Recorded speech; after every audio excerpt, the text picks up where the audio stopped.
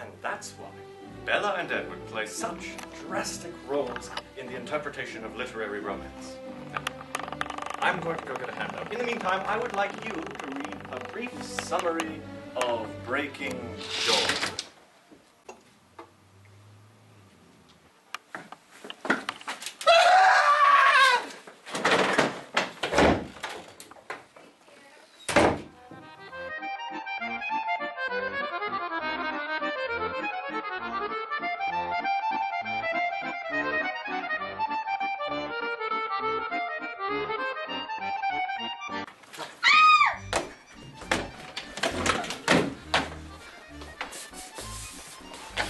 Don't panic! As the defenders of justice, known as literary, we are crashing this course!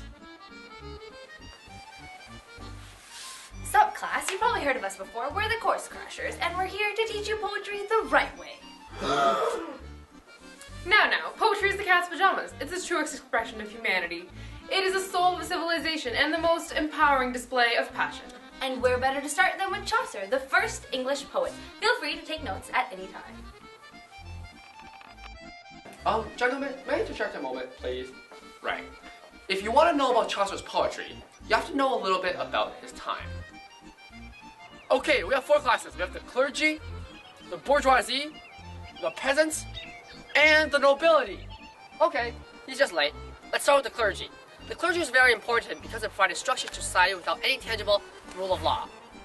The church needed money, lots and lots of money if it were to provide the opulent and luxurious lifestyle of the upper clergymen, loaded with gold and clad in purple. By the way, Francis, how did you get hold of so much cash? Oh, it was nothing much. All you needed was a sound business plan and God's own endorsement. No, but there was a tax of 10% of your personal income you had to pay to the church. It was called a tithe. And not paying was punishable by excommunication. What's that? Oh, nothing serious. You were just banished from the church, denied all rights of communion, funeral rights, and banished to the deepest fiery pits of hell. Oh. By the way, this person, is a peasant. And next, we have the board. It looks like you're early. It's fantastic. Well, this person is neither a peasant nor a priest. Sir. Call me my lord. Yes, well, my lord, please tell me, us, about yourself. Due to my natural superiority, I own lots of land and the serfs that work on it. I also get to do lots of fun things, like slay Frenchmen from horseback. I wish I could slaughter Frenchies from horseback. Perhaps you could fling dung at them. That way you'd be killing them from the horse's own arse. May I present the bourgeois? How do you do, sir? Well, What do you do, sir? well, I do just about everything. That isn't fighting, farming, or preaching. You see, I make things, and I sell them to people. I have money, so I can send my sons off to university where they can become scribes or clergymen or... Writers, like Chaucer. Now that we are familiar with the 4 classes of Chaucer's time, we can talk about Chaucer himself. Well, his parents were bourgeois, but he himself became a public servant and got really tight with the nobility.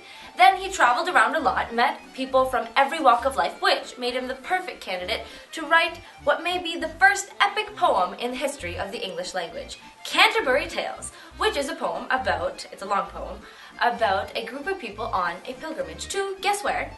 The North Pole! Canterbury! Thank you. A pilgrimage is a holy journey, a quest to deepen their faith. Canterbury was a very popular pilgrimage destination, located conveniently in England and only about 88.5 kilometers away from London. In Chaucer's own words, And specially from every shearer's ende of England to Canterbury thy wende, the holy blissful martyr for to sake, that him hath holpen when that they were sick. By the way, that's how English sounded in Chaucer's time. Cool, no? Historians called it Middle English. At the time, there was no established way to write words. That means that most of the spellings were very crude, made to mimic the way they were pronounced. I think modern English sounds pretty strange, thank you very much. Because the language is very malleable, it made Chaucer's impressive feat of writing thousands and thousands of lines of rhyming couplets much easier. Unlike previous writers, Chaucer preferred rhyme to alliteration. He even mocks the alliterative writing style through his character the parson, who calls it rum ram rough. Chaucer also makes heavy use of figurative language, personification for example.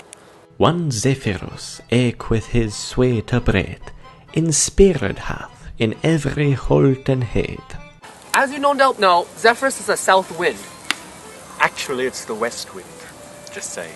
and only people can have sweet breath. He's right, you know.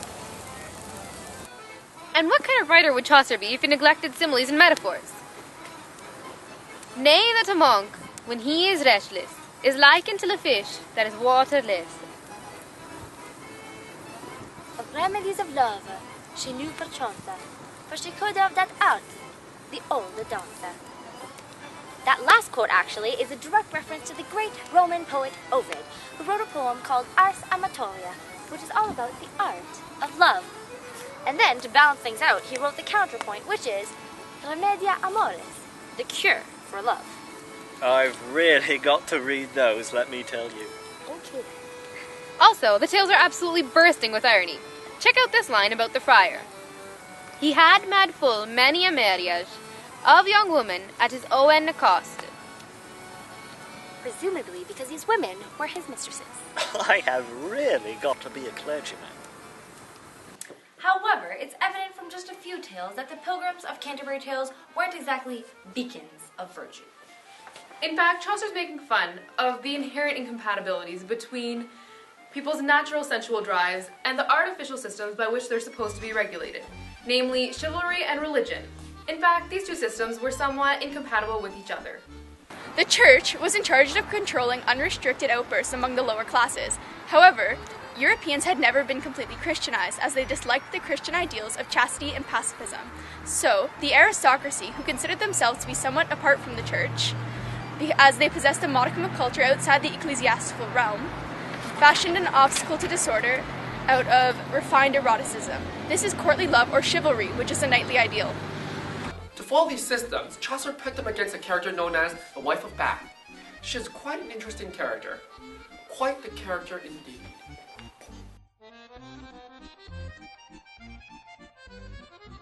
Experience, though none authority were in this world, is right enough for me to speak of woe that is in marriage.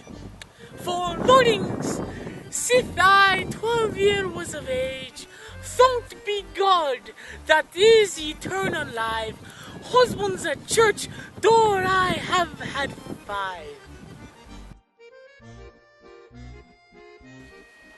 Hey, would I like her? Actually, I think you would. She's portrayed as quite an intelligent woman and deviates considerably from the womanly ideals of her time. She defends her case well and laments against the anti-feminism of her time.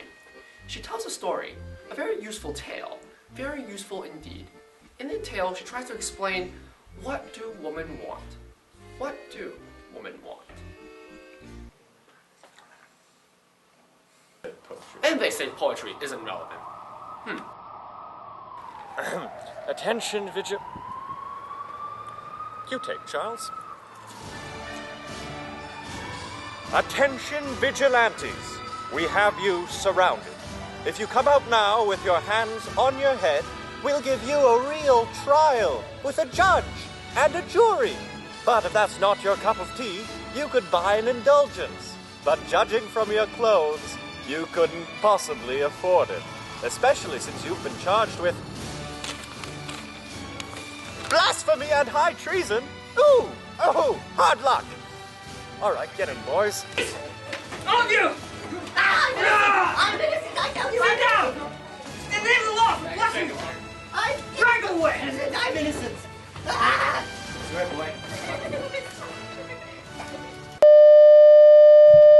This is an emergency broadcast from the BBC. A dangerous group of course crashers have escaped custody and are now on the loose. We advise everyone to remain calm and stay in their homes. These dangerous criminals could be anywhere, teaching poetry to any child. No one is safe.